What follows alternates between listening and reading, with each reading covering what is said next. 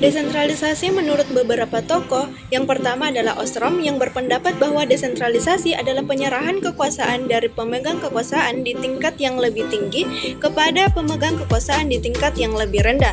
Yang kedua, ada Randinelli yang mengatakan bahwa desentralisasi merupakan penyerahan perencanaan, pengambilan keputusan, atau kewenangan administratif dari pemerintah pusat kepada organisasinya di lapangan, unit-unit administrasi lokal, organisasi semi-otonom, dan organisasi parastatal.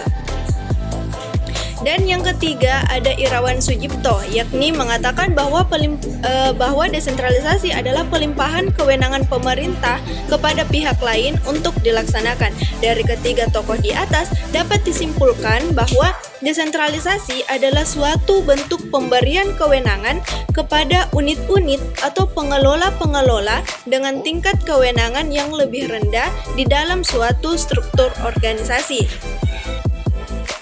Desentralisasi memiliki beberapa tujuan, antara lain yang pertama mencegah pemusatan keuangan, yang kedua membentuk delegasi yang mampu mengadakan pengambilan keputusan secara mandiri, yang ketiga meningkatkan efektivitas dan produktivitas dalam pencapaian tujuan organisasi, dan yang keempat mengurangi beban kerja pemerintah pusat. Desentralisasi memiliki beberapa bentuk, antara lain pertama desentralisasi melalui dekonsentrasi, yaitu penyerahan kekuasaan dari atas ke bawah terkait kepegawaian. Yang kedua desentralisasi melalui devolusi, yaitu penyerahan sebagian kekuasaan kepada badan-badan politik di daerah yang diikuti dengan penyerahan kekuasaan sepenuhnya untuk mengambil keputusan politis atau administratif. Terus yang ketiga, desentralisasi melalui pendelegasian, yaitu penyerahan kekuasaan kepada badan-badan yang tidak termasuk dalam struktur pemerintahan seperti lembaga swadaya masyarakat.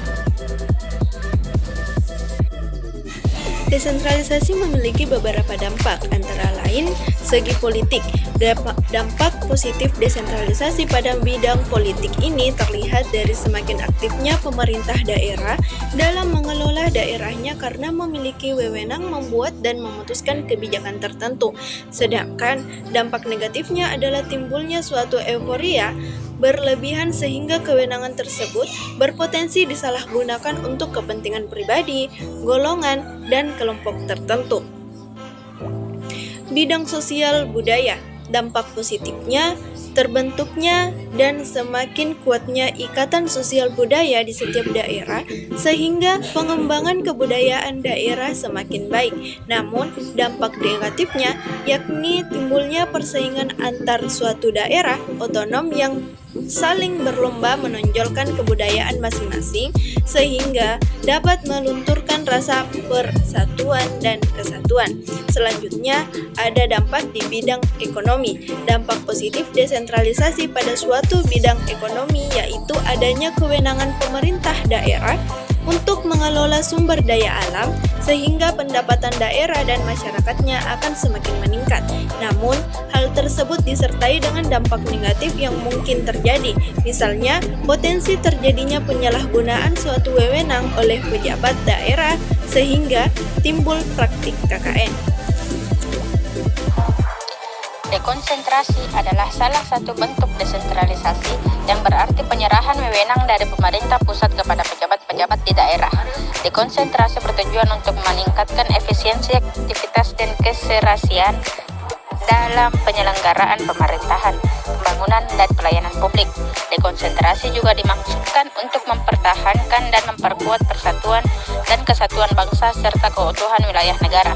Asas dekonsentrasi tercantum pada pasal 1 nomor 8 Undang-Undang 23 tahun 2014, yakni desentralisasi adalah penyerahan urusan pemerintahan oleh pemerintah pusat kepada daerah otonom berdasarkan. Dekonsentrasi berbeda dengan desentralisasi karena dekonsentrasi masih berada dalam lingkup hierarki pemerintahan pusat, sedangkan desentralisasi memberikan kewenangan otonom kepada daerah untuk mengatur dan mengurus urusan rumah tangganya sendiri.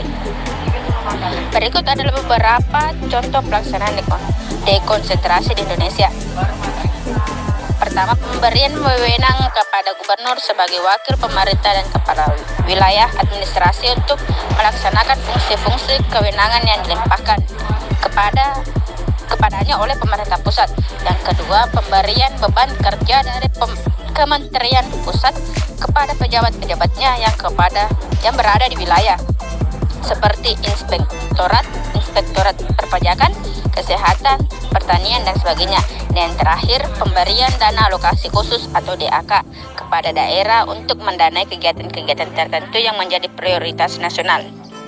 Tugas pembantuan adalah salah satu bentuk hubungan antara pemerintah pusat dan pemerintah daerah dalam penyelenggaraan urusan pemerintahan. Tugas pembantuan berarti penugasan dari pemerintah pusat kepada daerah otonom untuk melaksanakan sebagian urusan pemerintahan yang menjadi kewenangan pemerintah pusat, atau dari pemerintah daerah provinsi kepada daerah kabupaten kota untuk melaksanakan sebagian urusan pemerintahan yang menjadi kewenangan dari provinsi. Tujuan dari tugas pembantuan adalah untuk mengatasi keterbatasan jangkauan dari aparatur pemerintah pusat terhadap permasalahan atau urusan di daerah, sehingga urusan atau permasalahan tersebut harus dilimpahkan melalui kewenangan yang diberikan kepada aparatur pemerintah. Pengertian dan ciri-ciri tugas pembantuan adalah: yang pertama, dana bantuan operasional kesehatan; yang kedua, pembangunan pasar; yang ketiga, program penempatan dan perluasan kesempatan kerja; dan yang terakhir, program bina gizi dan kesehatan ibu.